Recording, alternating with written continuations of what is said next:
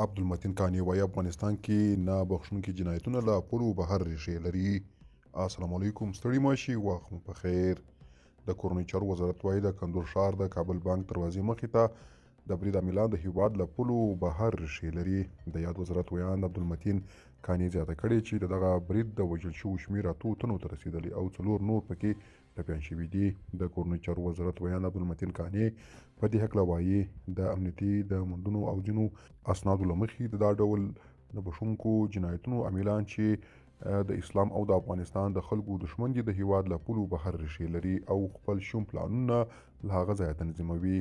موږ ډاډ ورکوو چې د دا ډول زړه بړونکو پیښو عاملان ونیسو او مجازات یې کړو. د نظامي چارو شنونکی سرور نیازی هم څرګندوي له اسلامي امارته زموږ هیله دا ده چې د دغو ډلو په ځپلو کې جدي اقدامات وکړي او پرې نږدې چې دوی بیا ځلې سر پورته کړي. په کندوز کې د کابل بانک دروازې ته څیرمه د سې شنبې ورځې ځانمرګي برید بهرني غبرګونونه هم راپارولي دي. د قطر بهرنیو چارو وزارت د یوې اعلامیې په خپرولو سره دغه برید غندلی او زیاته کړې ده چې د قطر دولت هر ډول تاوتریخوالی او ترهګریزې کړنې د هغه له علت او انګیزې پرته ردوي.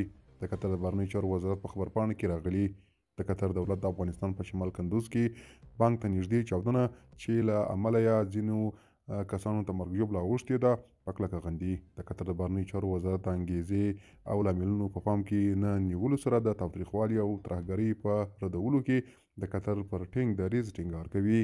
پخواني ولسمشر حامد کرزي او د تیر حکومت د ملي روغې جوړې عالي شورا رئیس عبدالله هم دغه برید غندلی. د هیواد پخواني ولسمشر لیکلي په کندوز کې کابل بانک ته څیرمه چاودنه چې له امله یې ګڼ شمېر هیوادوالو ته مرګ ژوبله واوښته په کلکه غندم. دغه پیښه د انساني او اسلامي موازینو خلاف کړنه ده. دا په داسې حال کې ده چې د یادې چاودنې پړه د داعش خراسان څانګې په غاړه اخیستې ده.